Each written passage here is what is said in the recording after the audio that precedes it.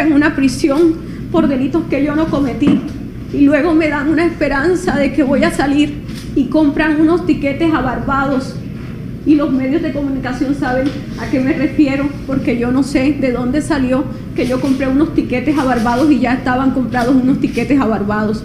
Lo que querían mostrar era que yo me fugué y estaba en una isla paradisíaca, o quizás disfrutando de la vida con otra identidad, pero no era esa la realidad. La realidad era que iba a estar asesinada, enterrada y olvidada, y todos pensando que yo estaba quizás en algún lugar huyéndole a una condena a la que no le tenía miedo.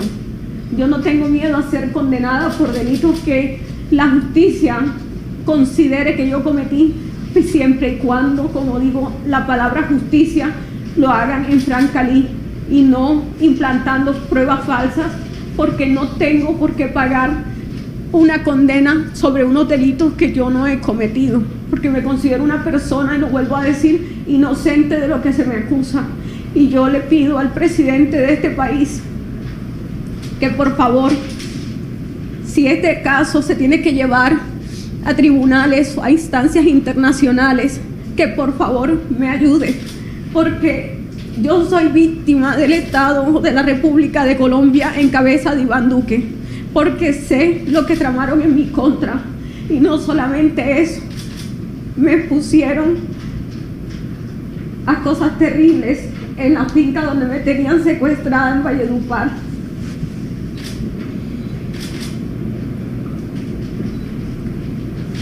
Si de verdad ellos hubiesen cuadrado una fuga, mis captores no hubiesen hecho conmigo lo que hicieron el tiempo que yo estuve secuestrada, y me hubiesen dejado ir en el instante que yo les dije que yo me quería ir. Y no fue así. Tuve que hacer muchas cosas para escaparme de ellos. Me enfermé y pasé mucho trabajo hasta lograr llegar a este país, donde de una manera desesperada atravesé la frontera buscando escapar de toda una maquinaria política que son una base de criminales que tienen nexos con paramilitares, y que quisiera también que pude mirar, después de todas las cosas, que hubo una masacre en Cesar. Me parece raro, me parece un poco sospechoso que mataron a 3 personas en un municipio de Cesar, y no sé si quizás fue en el mismo lugar donde me secuestraron, y no sé si de pronto son las mismas personas que me tenían secuestradas y a las que me les fugué en retaliación, o quizás para evitar que confesaran quienes los habían contratado para lo que querían hacer contra mí. No estoy asegurándolo, pero hoy pienso cualquier cosa. Y cómo es posible, si yo regreso al país, si regreso a Colombia, quiero que antes de regresar toda Colombia sepa la verdad de lo que tienen que saber, y por qué todo lo que hicieron en mi contra. ¿Por qué no se preguntan cómo condenan a una persona por una práctica que la cometen todos los políticos tradicionales de derecha? Porque no soy la única persona a la que le habrían iniciado un proceso por corrupción al elector, porque en cada esquina de las regiones hay un líder comprando votos, y siempre a favor de algún candidato de derecha. Eso es el pan de cada día. Esa es la manera de cómo la gente sale el día de las elecciones a hacer un festín, porque es un día que llega dinero de todos los políticos, porque le venden el voto a todo el que pueda, y no es un secreto para nadie. Pero yo sí pido solamente 2 cosas. Una, que se me brinde protección a mi integridad, porque me siento en este momento tranquila. Y desde que fui capturada aquí, creo que he encontrado paz. Porque no dormía tranquila pensando en el momento que mis enemigos me encontraran. No hablaba con nadie, ni con mi familia, por miedo a que una llamada fuera interceptada y dieran con mi ubicación. No le tenía miedo a las autoridades, vuelvo y repito. Le tengo miedo a mis enemigos, le tengo miedo al gobierno colombiano, le tengo miedo a la clase política que está detrás de mí y de mi muerte. Estoy temerosa por todos los que prefieren verme muerta y estoy abierta a que, si de ser necesario, se abra un juicio aquí en donde yo pueda denunciar todos los actos de corrupción puntualizándolos. Estoy abierta que si este gobierno permite entrevistarme con los medios que deseen saber la verdad, también estoy abierta, y estoy abierta a todo lo que el gobierno considere que es conveniente, pero pido que se tenga en cuenta también la integridad de mi familia en Colombia, que de pasarle algo a algún miembro de mi familia, sepan que los únicos responsables de lo que me ocurra son el presidente Álvaro Uribe Vélez, la familia Char, me refiero a Fuad Char Abdala, a Alex Char, a Arturo Char y a la familia Gerlain en cabeza de su hijo Julio Eduardo Gerlain y Margarita Gerlain, hija de Julio Gerlain, quienes organizaron la fuga con la familia Char, y que estoy segura que a espaldas de su papá, Julio Gerlain, cuadraron lo de mi asesinato. Quiero pensarlo de esa manera porque no creo que una persona con la que tuvimos una relación extramatrimonial tantos años y que quedaron frutos que por respeto no puedo decir en esta audiencia, se haya prestado para todo lo que hicieron contra mí, y que las autoridades saben, las que llegaron aquí, que lo que estoy diciendo en cuanto al maltrato que recibí en Valledupar es cierto.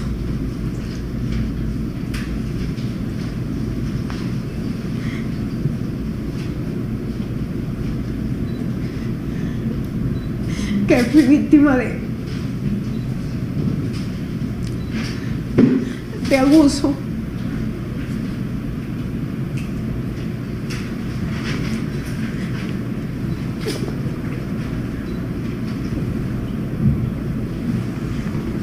Que me lanzaron a pensar que iba a encontrar una salida a un problema que no sé cómo terminé involucrada, que no me explico cómo terminé metido en todo esto, y lo que hicieron fue mostrarme un camino que me llevaba a la muerte. Con lo que les dije de las referencias de los días de los pagos de la recompensa, van a comprender que el presidente tiene mucho que ver en todo, porque está cuidando las espaldas de su jefe político y también las espaldas de los candidatos presidenciales anteriores, de los presidentes anteriores, y sobre todo la del exfiscal Néstor Humberto Martínez, porque si cae Néstor Humberto, cae media clase política colombiana.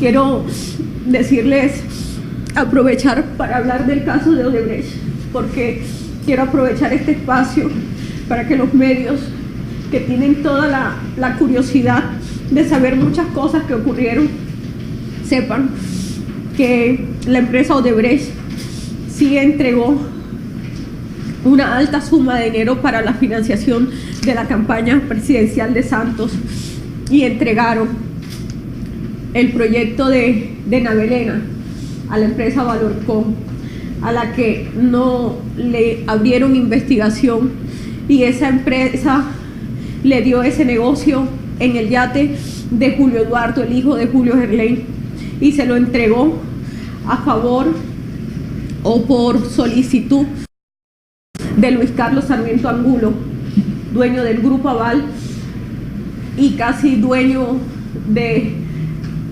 Media Colombia, y le entregaron el contrato de Navelena.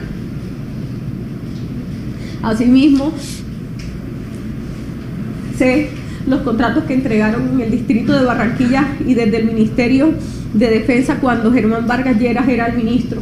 Entregó 5.000 viviendas a Valorcón para que éste le votara a favor de la reelección.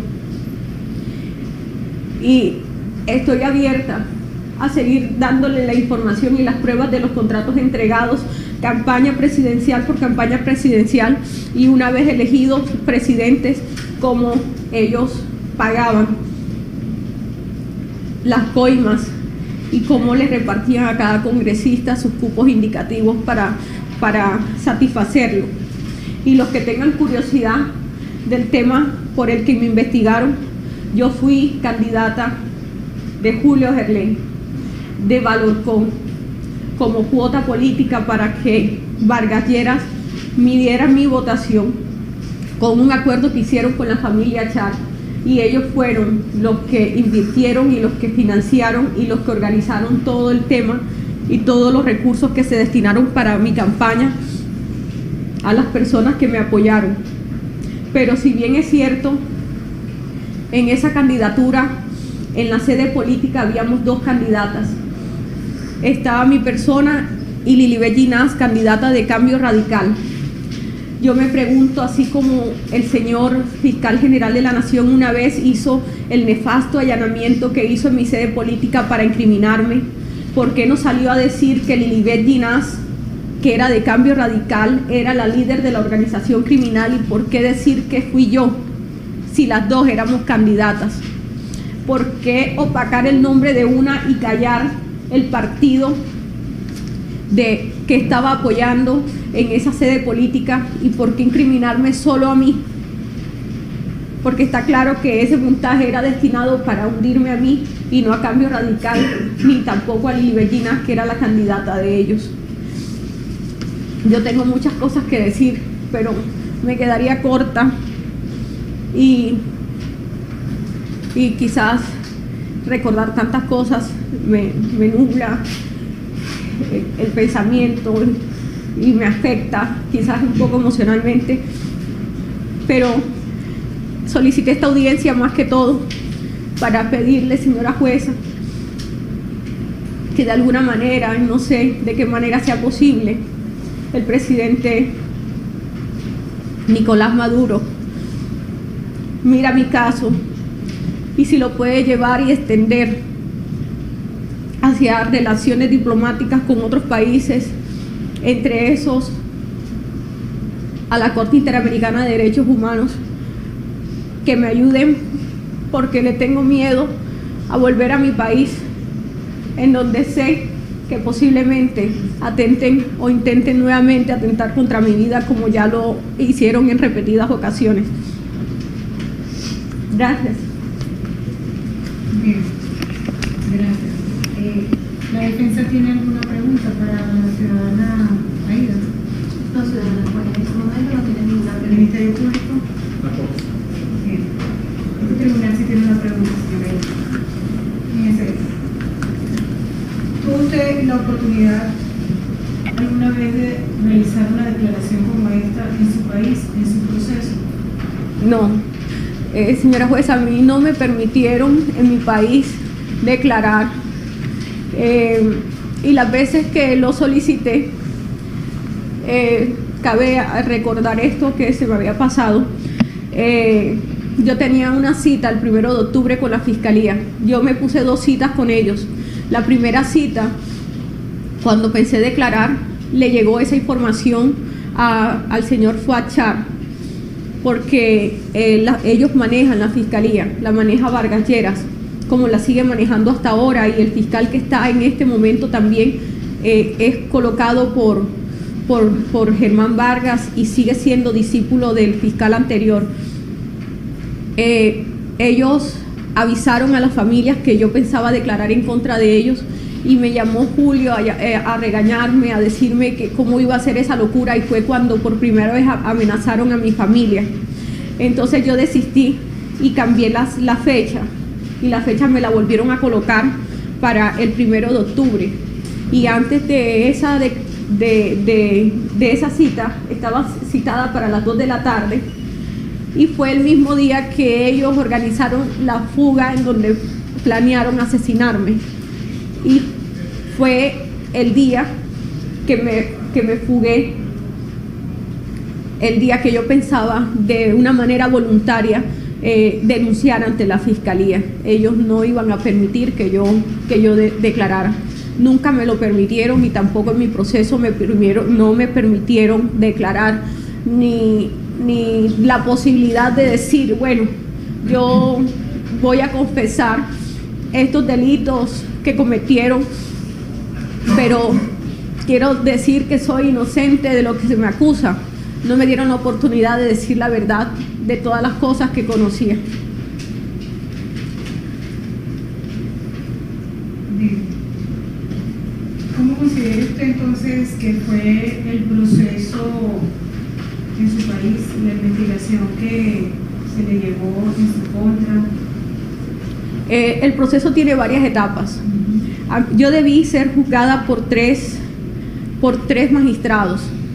Inicialmente aprobaron 2 instancias para los congresistas y aforados que no teníamos. Debió haberme juzgado la sala de instrucción y no lo hizo. A mí me calificó la sala que no me correspondía. Tenían que calificarme 3 magistrados y solamente lo hicieron 2. Asimismo, se solicitaron apelaciones, nunca se escucharon. Me condenaron 2 magistrados cuando debieron ser 3 magistrados.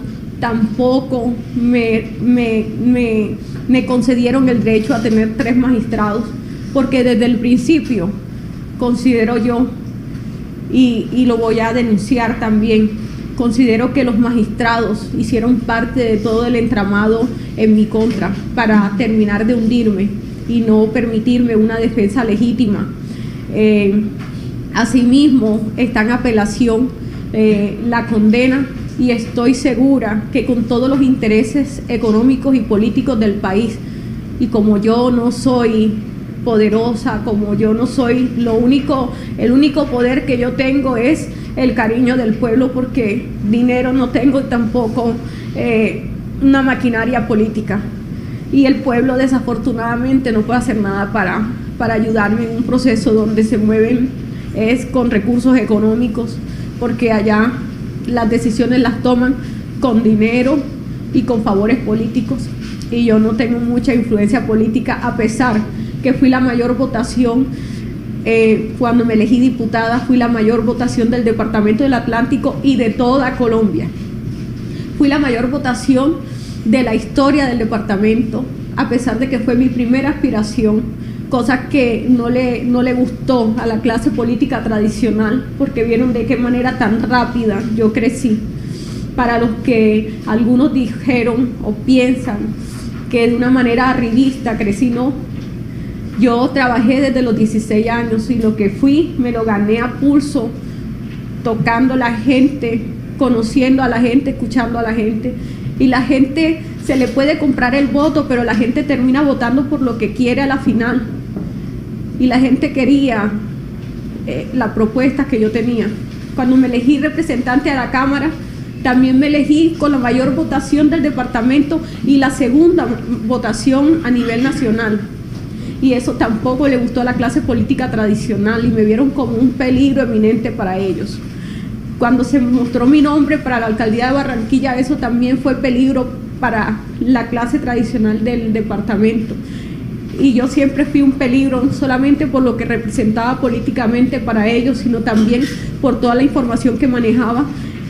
Y en el momento que decidí independizarme, porque entendí que hay caminos diferentes de hacer política, y eran los caminos que yo quería emprender, decidieron cobrarme la decisión de independizarme, y quizás sintieron temor de que yo denunciara todas las cosas que sabía cuando me enfrentara políticamente contra ellos y les echara en cara todas las cosas que sabía de ellos, cosa que no pensaba hacer porque quiero a mi familia, pero luego del daño que me han hecho tan terrible, después de caer presa sin entender el porqué, de tener un hijo adolescente que cayó en problemas de drogadicción a raíz de mi problema, mi hija hundida en una depresión, que era mi familia. Pienso que ya en este momento no tengo más nada que perder, excepto la vida, y es la que estoy pidiendo que este gobierno me proteja, ya que en mi país no tengo garantías.